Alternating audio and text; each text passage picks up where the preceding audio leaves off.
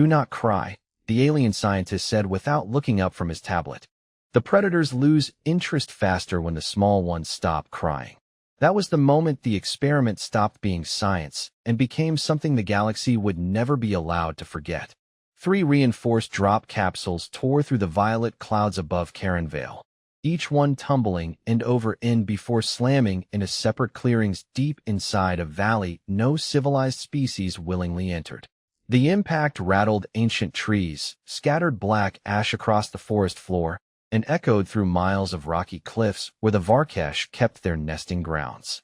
Hidden behind armored observation glass nearly 30 miles away, Director Vale Corrin calmly folded his hands behind his back while dozens of researchers monitored biometric readings flowing across holographic displays. No one in the room spoke. The only sounds were quiet keyboards, soft warning chimes, and the frightened breathing of 3 children coming through tiny microphones inside the capsules. "Begin the survival clock," Corrin said. "Mark this as trial 47. One technician hesitated. "Director, they are younger than the previous subjects." Corrin never took his eyes off the screen. That variable is precisely why today's data will matter. Inside the first capsule, 9-year-old Noah Carter slowly opened his eyes. His ears rang from the landing, and his shoulder ached where the safety harness had dug into his jacket. The cracked viewport showed nothing but towering trees and drifting gray mist. Then he saw movement. 6 glowing amber eyes stared back through the glass before disappearing into the shadows. His pulse jumped. Somewhere nearby, Lily Brooks was calling his name through the emergency comm built into her wristband. "Noah? Noah, are you there?" Static swallowed half her words.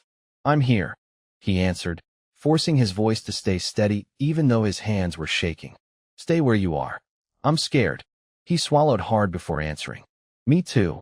A few hundred yards away, 4-year-old Mason Reed sat curled against the wall of his capsule, clutching a worn stuffed bear so tightly the fabric was beginning to tear.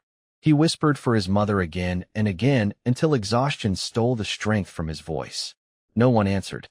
Above the valley, silent reconnaissance drones drifted between the treetops, transmitting every heartbeat directly back to Corrin's laboratory. One researcher quietly cleared her throat. Dr. Tessa Morgan stared at the children's files on her monitor, unable to ignore the family photographs attached to each profile. Noah smiling beside a fishing boat in Michigan. Lily missing her front tooth while holding a birthday cake. Mason asleep in the back seat of his parents' pickup after a camping trip. These were not anonymous biological samples. They were children with homes, favorite breakfasts, scraped knees, and parents who still believed someone was searching for them. Tessa reached for the encrypted emergency terminal hidden beneath her workstation. Her fingers trembled as she bypassed security protocols she had helped design years earlier. She recorded 7 seconds of live footage from the valley, attached the coordinates, and sent everything through an old Terran relay nobody remembered existed. On the other side of the colony, Dr. Rachel Bennett was cleaning medical instruments inside the Terran Wildlife Exchange Clinic when her tablet vibrated once. She almost ignored it until she recognized Tessa's security signature. The message contained no explanation. Only 3 flashing coordinates, a frozen image of frightened children inside damaged capsules, and Corrin's voice saying quietly, "Let us discover what remains when civilization is removed." Rachel's stomach tightened. She enlarged the first image until she recognized the boy's face. "Noah," she whispered. "Oh God." She grabbed her field jacket, emergency pack, and truck keys without another thought. As she reached the parking lot, she called Commander Daniel Hayes. He answered on the second ring. "Rachel." She didn't waste a second. "They put children in the valley." Silence filled the line. Then Daniel spoke, his voice lower than she had ever heard it. "Stay where you are. I'm coming." Back inside the valley, the door of Noah's capsule finally unlocked with a sharp metallic click. The forest became impossibly quiet. Even the wind seemed to stop. Heavy footsteps circled just beyond the trees. Noah took one slow breath, placed himself between the opening door and the direction where Lily's frightened voice had come from, and waited while something enormous emerged from the mist. Rachel Bennett reached the Terran Security Operations Center less than 12 minutes after receiving Tessa's message. The parking lot was already filling with emergency vehicles, and every face she passed carried the same expression, Confusion wrapped around growing dread. Commander Daniel Hayes met her outside the command room, still pulling on his field jacket. His usually steady blue eyes were locked on the tablet in his hand. "Tell me this is fake," he said without looking up. Rachel shook her head once. The encryption came from Tessa's private emergency channel. She would never risk using it unless people were dying. Daniel pushed open the command room door. A three-dimensional map of Karen Vale rotated slowly above the central table, highlighting 3 blinking red signals deep inside the restricted valley. Officers from Terran Search and Recovery crowded around the display while satellite feeds streamed overhead. Every available drone sent into the valley had disappeared after only a few minutes. "We cannot see them anymore," one technician reported. "Something keeps interfering with the signals." Rachel stepped closer to the map. "That is not interference." She pointed toward the dense mountain ridges surrounding the nesting grounds. "Those cliffs are full of magnetic ore. The Varesh evolved there. Their territory naturally blocks most electronic surveillance." Daniel crossed his arms. "Can we land a rescue shuttle?" Rachel answered immediately. "If you fly over those nests, every adult Varesh in the valley will think another predator is invading. They will respond before they understand what is happening." Another officer frowned. "So what are you suggesting?" "We wait." Rachel looked around the room before answering. "No. We stop making decisions based on fear." She enlarged the valley map until dozens of old migration trails appeared across the screen. The Varesh are territorial, but they are predictable. They defend borders. They protect their young. If the children are still alive, rushing in with engines and weapons may become the very thing that puts them in danger. The room fell quiet. Daniel rubbed a hand across his face. Every instinct he had developed during 20 years of rescue operations told him to move immediately. Waiting felt wrong. But Rachel was the only human on the colony who had spent years studying the species without trying to hunt or control it. A communications officer suddenly raised his hand. "Commander, we have another problem." The main screen switched to a live news broadcast. 3 worried parents stood outside Colony District 4, surrounded by security personnel. Noah's father, Michael Carter, stared directly into the camera. "Someone has taken our son. Nobody will tell us where he is. If anyone knows anything, please." His voice cracked before he finished the sentence. Rachel quietly looked away. Daniel noticed. "You know him?" "I treated Noah after he broke his wrist last summer," she answered softly. "He asked me if the cast would stop him from fishing with his dad." Neither of them spoke for several seconds. Finally, Daniel turned back toward the operations table. "Prepare 2 ground teams." An officer immediately objected. "Sir, command has not authorized deployment." Daniel's expression hardened. "Then they can explain that decision after we bring those children home." Hundreds of feet below the valley canopy, Noah slowly stepped out of the damaged capsule. The air smelled of wet stone and unfamiliar flowers. Every sound seemed louder than it should have been. Somewhere nearby, Lily called his name again, her voice trembling. "Noah, keep talking," he shouted back. "I am coming." He had taken only 3 careful steps before a massive shape emerged between 2 ancient trees. It stood nearly 8 feet at the shoulder, covered in dark silver fur streaked with ash, its 6 amber eyes fixed entirely on him. Noah's legs wanted to run. Every part of him screamed to run. Instead, he remembered something his father had once told him during a camping trip. If an animal looks scared too, his father had said, do not make the first move. Noah stayed exactly where he was, breathing as quietly as he could. The enormous creature lowered its head, studying him without making a sound. Then, from somewhere deeper inside the forest, another roar echoed through the valley. This one was louder, angrier, and much closer. The first creature instantly turned toward the sound, placing itself directly between Noah and whatever had answered the call. Noah did not understand why the creature had stepped in front of him, but he understood what the gesture meant. Something worse was coming. The second roar rolled through the trees, followed by the sharp crack of branches snapping under heavy weight.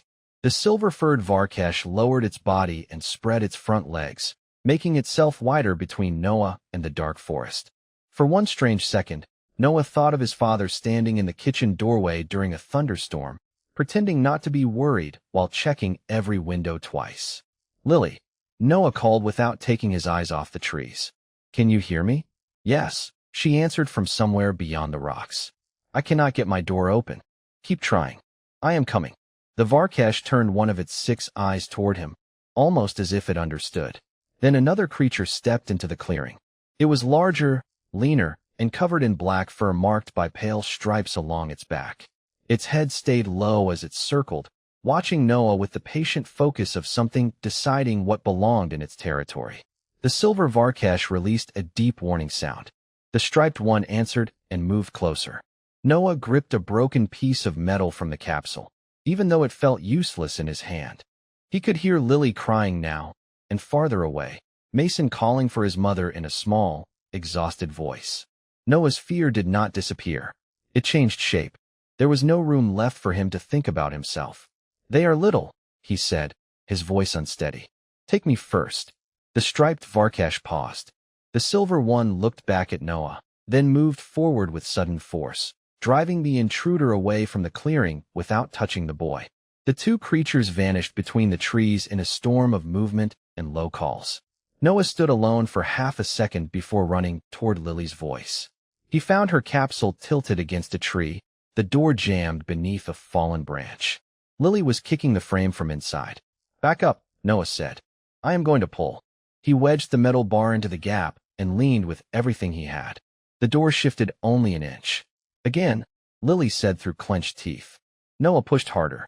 The branch rolled away, and the hatch opened just enough for Lily to crawl out. She threw her arms around him so fast he nearly fell.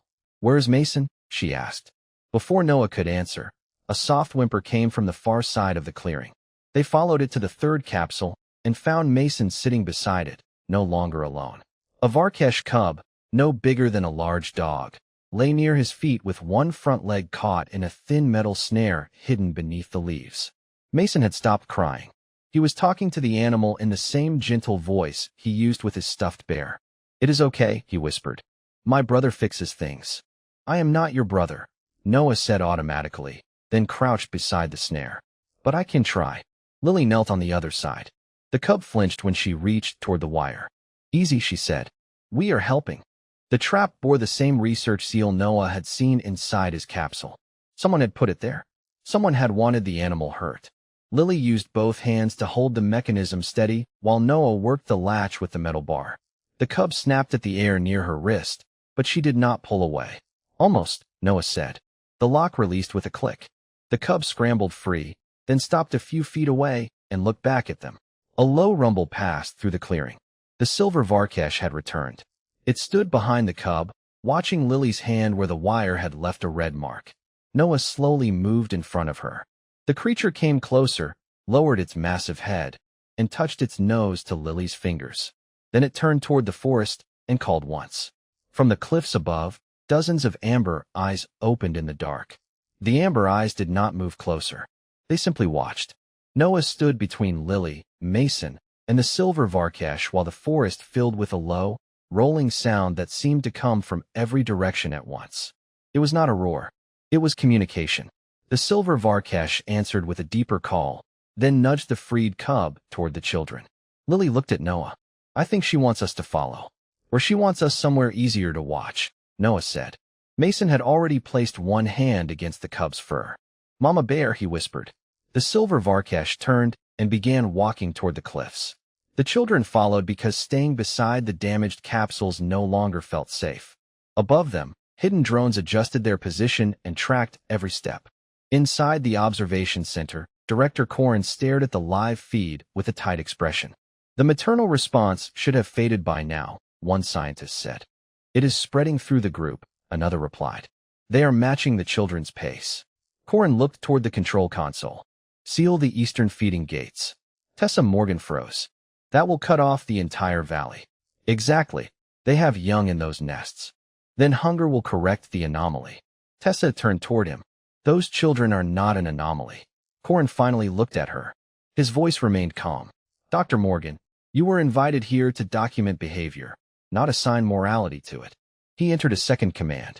Across the valley, metal barriers rose from concealed trenches and blocked the Varkash migration paths.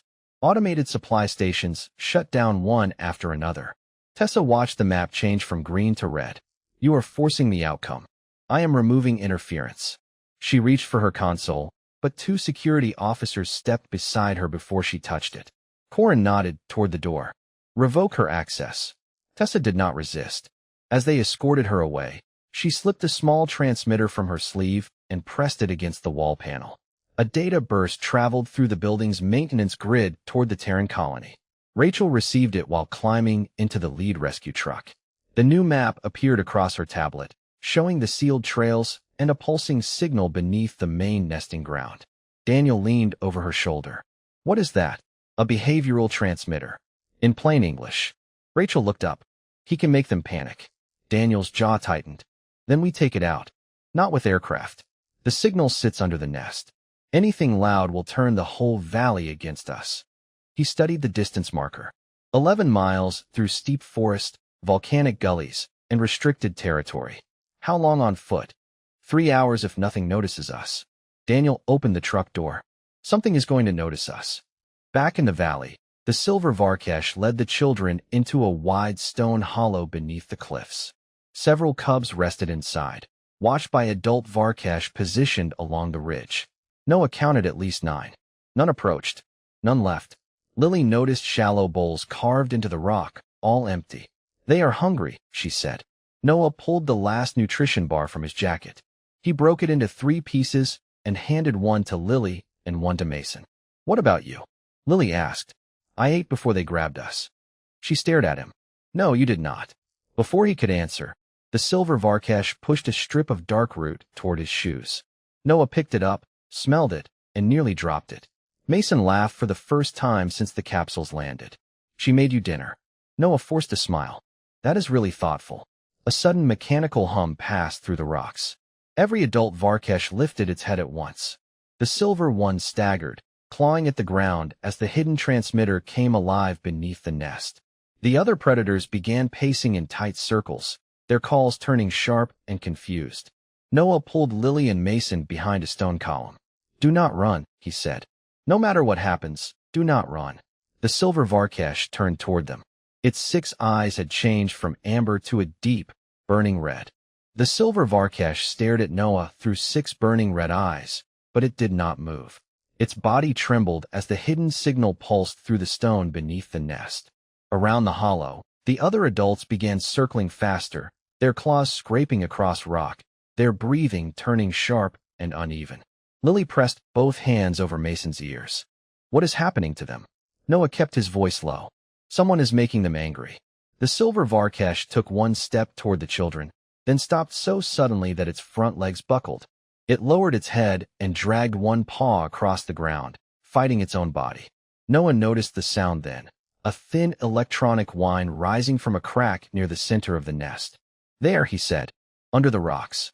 12 miles away, Rachel Bennett heard the same frequency through her headset while moving down a steep forest trail with Daniel Hayes and 2 rescue officers. The sound was faint, but it made every animal call around them go silent. Rachel raised 1 hand. Stop. Daniel immediately signaled the team. What is it? The transmitter is active. She checked the live waveform on her tablet. It is not just increasing aggression. It is overriding threat recognition. Daniel looked toward the ridge ahead. Meaning the Varkash may know the children are not dangerous, but their bodies are being ordered to attack anyway. A heavy shape moved between the trees to their left. One of the rescue officers reached for his weapon. Rachel caught his wrist. Do not draw. A young Varkash stepped onto the trail, ears flattened, its movements unsteady under the signal. Daniel whispered, Rachel, stay still. The animal approached until it was less than 10 feet away. Rachel lowered her eyes and slowly removed Noah's blanket from her pack. She placed it on the ground. The Varkash sniffed the fabric, then looked toward the valley. Its breathing eased for 1 second before another pulse hit. It recoiled and struck the dirt beside the blanket. Daniel remained motionless. That thing is barely holding itself together. So are the ones around the children. Back inside the nest, Noah crawled toward the crack while Lily kept Mason behind the stone column. Do not go over there, Lily said. I have to turn it off. You do not know how. Neither do they. He used the metal bar to pry loose a flat stone. Beneath it sat a silver housing wrapped in blue and yellow cables. A small red light blinked in time with a painful hum. Noah touched the wrist communicator from his capsule. Can anybody hear me? Static answered. Then Rachel's voice came through, broken but clear enough. Noah, this is Dr. Bennett. I can hear you. His face tightened with relief. The animals are sick. I know. You found the transmitter. There are wires. Rachel stopped walking and opened Tessa's schematic. Tell me the colors. Blue, yellow, and black. She scanned the safety notes. The blue line controlled the behavioral signal. The yellow line powered a backup charge. Cutting the wrong one could trigger an emergency lockout. Daniel watched her expression. Can he shut it down? Maybe. Noah's voice crackled through the calm. What happens if I pull the wrong wire? Rachel wanted to reassure him, but false comfort would not help. Then the signal gets stronger. Noah looked back at the silver Varesh. It had turned its body sideways, forcing itself between the other adults and the children even while the red light burned beneath them. Which one? He asked. Rachel steadied her breathing. The blue cable. Pull it straight out. Do not twist. Noah wrapped both hands around the cable. The silver Varesh released a strained roar and lunged one step forward. Lily screamed his name. Noah pulled. The blue cable came free. The hum died instantly. Every Varesh in the hollow froze. The silver matriarch collapsed beside the children, breathing hard but no longer fighting itself. For 3 quiet seconds, nobody moved. Then alarms erupted through Corin's laboratory. He stared at the dead transmitter feed, and all the patience left his face. Deploy the containment unit, he ordered. Tessa, still under guard near the exit, turned sharply. There are children in that nest. Corin looked at her with cold certainty. Not after the unit arrives. Outside, armored transports lifted from the Institute roof and turned toward Karen Vale. Daniel saw them rise above the distant ridge. Those are not rescue shuttles. Rachel looked at their flight path and understood exactly what Corin intended. No, she said. They are coming to erase everything. Rachel did not wait for another explanation. She broke into a run, sliding down the rocky slope with Daniel and the rescue team close behind. Above the tree line, 3 armored transports crossed the clouds in perfect formation, flying too low to be scientific observers and too fast to be ordinary patrol craft. Daniel glanced upward. They will beat us to the valley. Rachel kept moving. Only if they fly straight in. What are you thinking? Corin has spent years studying the Varesh from behind reinforced glass. He still believes they react to force. He has no idea what happens when strangers enter a protected nursery. Daniel looked at her for a second before nodding. Then maybe he is about to learn. Nearly a mile ahead, the transports descended toward the cliffs.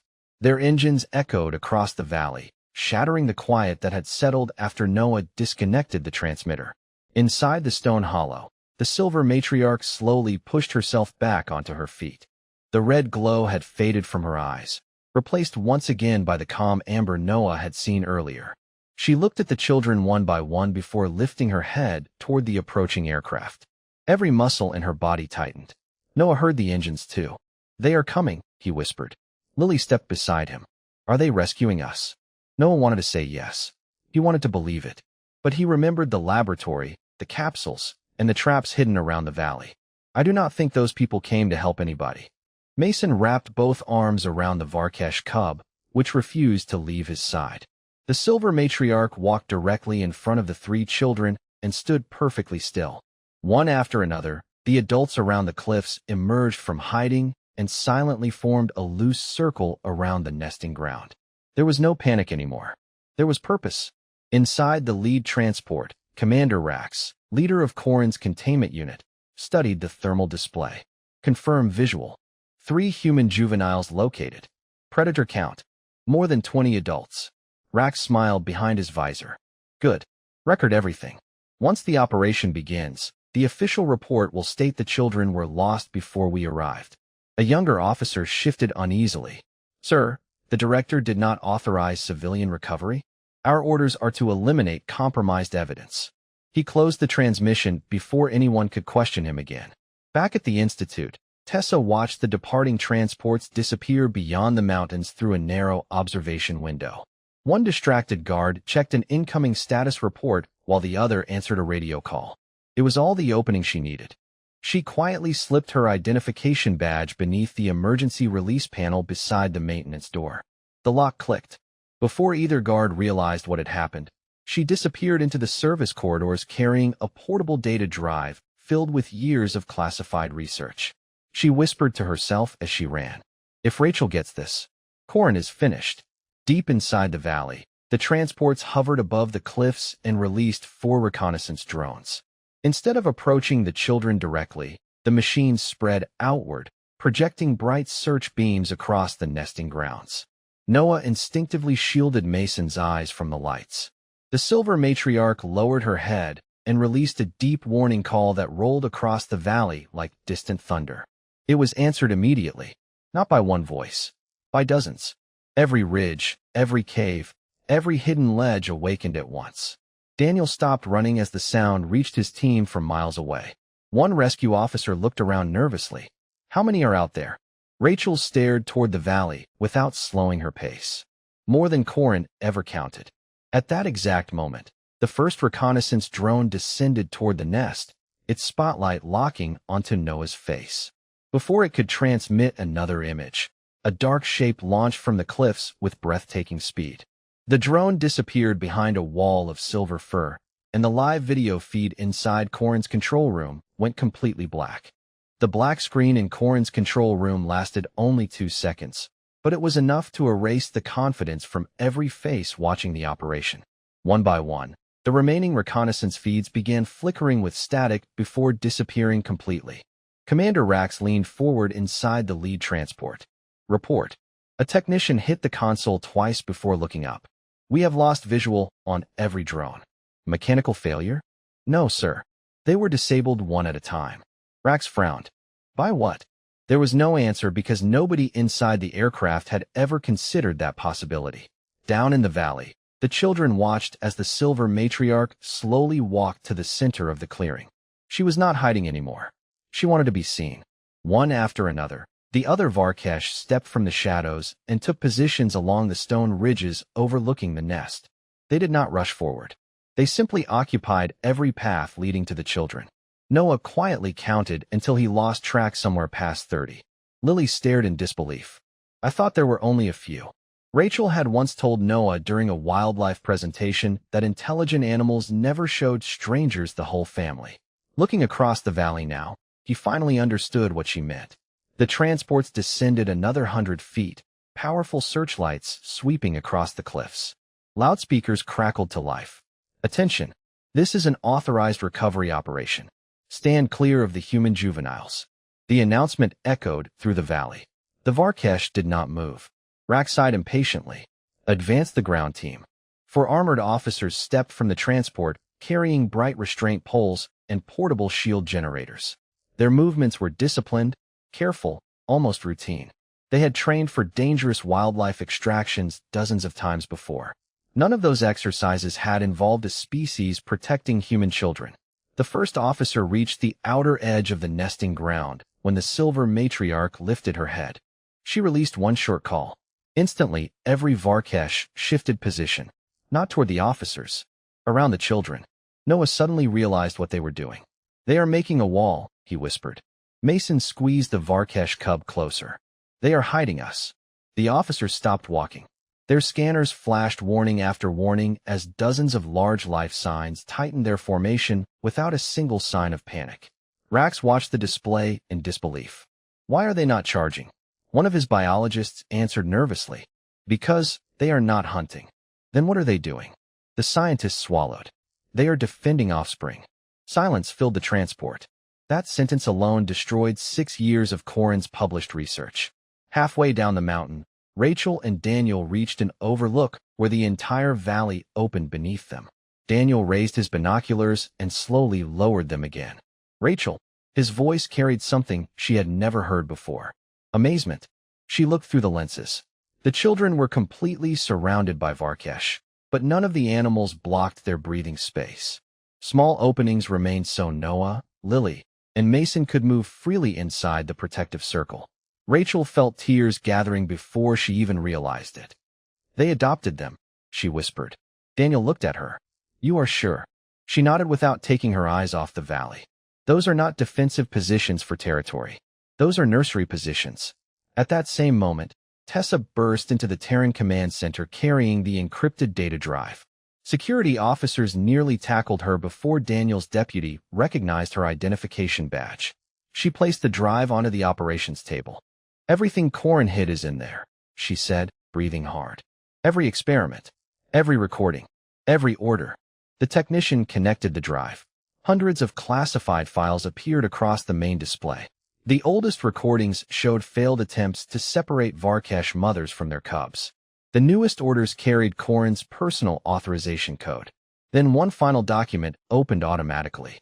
Its title froze every person in the room. Containment Protocol. Final stage. If behavioral adaptation spreads beyond one nesting cycle, eliminate both subjects and host population immediately. Rachel read the order once. Then again. Her face turned pale. Daniel did not ask what it meant because he already knew from her expression alone. Corin had never intended to recover the children. The transports circling above the valley were only buying time until something far worse arrived. Rachel looked up from the classified files with a calmness that frightened everyone in the command center more than panic ever could. "He was never collecting data," she said quietly. "He was writing permission to erase the evidence." Daniel reached for the field radio clipped to his vest. "All rescue units, change of mission. We are no longer approaching the valley as observers. We are protecting survivors." One of the communications officers interrupted. "Commander, the transports have altered course." The tactical display zoomed in. Instead of landing beside the nesting grounds, the aircraft were climbing toward the northern ridge where a series of old seismic towers overlooked the valley. Rachel immediately recognized the location from Tessa's files. "That is not a landing zone," she whispered. "That is the emergency control station." Daniel looked at her. "Control for what?" She enlarged another engineering blueprint. Hidden beneath the ridge was a network of automated containment barriers designed years earlier to isolate dangerous wildlife during volcanic activity. Corin had secretly modified the system. "If he activates those gates," Rachel said, "the entire valley becomes a locked enclosure." Daniel understood at once. "Nothing gets in." Rachel slowly shook her head. "Nothing gets out." Back inside the stone hollow, Noah noticed something changing in the behavior of the Varesh. The adults were no longer watching the transports alone. Several kept looking toward the northern cliffs, releasing short, nervous calls that traveled from one ridge to another. Even the silver matriarch paced in tight circles before returning to stand beside the children. Lily looked up at Noah. "What are they waiting for?" Before he could answer, the Varesh cub tugged gently on Mason's sleeve and began pulling him toward a narrow opening hidden behind the nesting stones. Mason laughed softly. "It wants us to come." Noah followed carefully and discovered a winding tunnel leading deeper into the cliffs. The walls were polished smooth from generations of use. Small nests lined the passage, filled with soft moss, feathers, and carefully arranged stones. Lily touched one of them. "These are homes." Noah nodded slowly. "Not traps. Homes." The silver matriarch stepped into the tunnel entrance and looked back toward the children. She did not force them forward. She waited. Noah suddenly realized what she was doing. She was showing them the place where only family was allowed to go.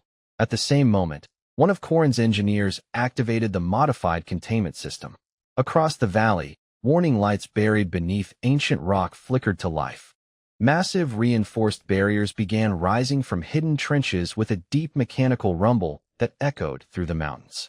Commander Rax smiled as the tactical display changed color. "Now they have nowhere to run." But before the final gate finished locking into place, an alarm erupted across every monitor in the transport.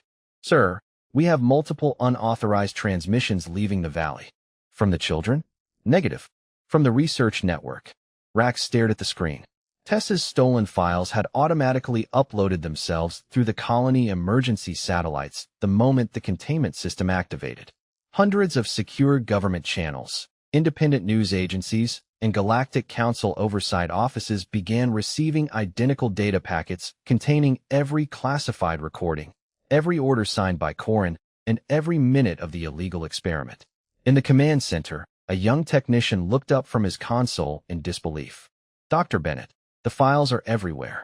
Rachel exhaled slowly. "Good." Daniel glanced at the growing list of incoming confirmations. "Corin cannot hide this anymore." Rachel answered without taking her eyes off the valley. "No." Which means he has only one option left. As if on cue, Director Corrin appeared on every open communication channel. His face remained perfectly composed despite the disaster unfolding around him.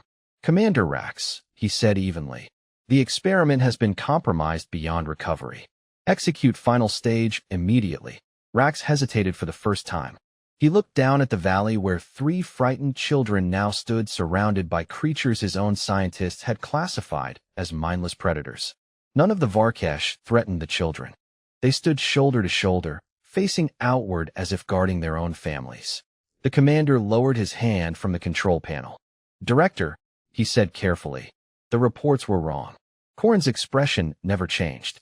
"That is an order." Rax looked at the screen, then back toward the valley.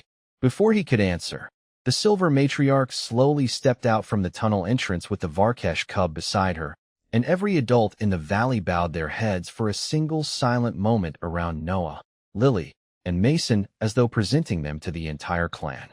Commander Rax looked from Corrin's face on the monitor to the valley below one final time. Then he reached forward and switched off the transmission. The bridge fell silent. Every officer waited for the order they thought would come next. Instead, Rax slowly removed his command headset and placed it on the console. "Stand down," he said. One pilot blinked in surprise. "Sir, you heard me. We are not carrying out final stage. The director will have us arrested." Rax kept watching the children through the cockpit glass. "Perhaps, but I am not explaining to my own family why I followed an order that never should have existed." One by one, the other transports powered down their targeting systems. The searchlights dimmed. The engines eased back. In the valley below, the silver matriarch remained perfectly still until the last transport drifted away from the nesting ground. Only then did she relax her shoulders. Rachel and Daniel reached the edge of the valley minutes later with the rescue team behind them.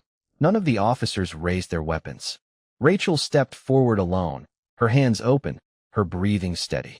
The silver matriarch watched her approach without making a sound. Noah looked from Rachel to the Varkesh and smiled for the first time since everything had begun. "I told you she would come," he said quietly. Rachel knelt in front of the children, her eyes searching each face. "Everybody okay?" Noah nodded. Lily smiled through tired eyes. Mason simply pointed toward the silver matriarch. "She kept us safe." Rachel turned toward the great animal. For several long seconds, neither moved. Then Rachel slowly removed Noah's old blanket from her backpack and laid it gently on the ground between them. The matriarch lowered her head, sniffed the familiar scent, and nudged the blanket back toward Noah with remarkable care. Rachel understood immediately. She was not giving the child away. She was returning him to his first family. Noah stepped forward until he stood only a few feet from the enormous creature. He reached into his pocket and pulled out the small bear keychain his father had given him years before. It had survived the crash, the rain, and everything that followed. He placed it carefully on the stone. The silver matriarch examined it, touched it once with her nose, then gently pushed it back into Noah's hand. He laughed softly. "You think I should keep it?" The Varkesh cub bumped against Mason's shoulder, making the little boy giggle again. Even Daniel found himself smiling. Weeks later, the entire galaxy watched the council hearings. Tessa Morgan presented every hidden file, every illegal order, every altered report. Director Vale Corrin never denied signing them. He simply insisted that progress always demanded sacrifice.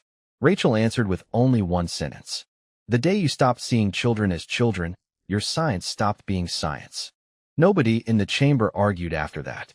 Corrin's research program was permanently dismantled. Karen Vale became a protected preserve jointly managed by Earth and independent xenobiologists. The Varkesh were officially recognized as a highly intelligent social species rather than dangerous wildlife. Months later, Noah, Lily, Mason, and their families returned to the valley one last time. There were no cameras, no soldiers, no observers, just quiet mountains beneath a golden evening sky. The silver matriarch appeared from the trees with several young Varkesh following behind her. She stopped at the same respectful distance where she had first accepted the children. Noah raised one hand. "Thank you," he said. He did not know whether she understood the words. He knew she understood his voice. The matriarch lowered her head once before disappearing back into the forest with her family. As the last rays of sunlight slipped behind the cliffs, Rachel looked at the valley and finally understood what every report, every experiment, and every laboratory had failed to measure. Intelligence was not proven by the power to dominate. Civilization was not measured by technology. The true test of any species was what it chose to protect when nobody was watching. Sometimes the beings called monsters remembered that truth long before the ones who claimed to be civilized ever did.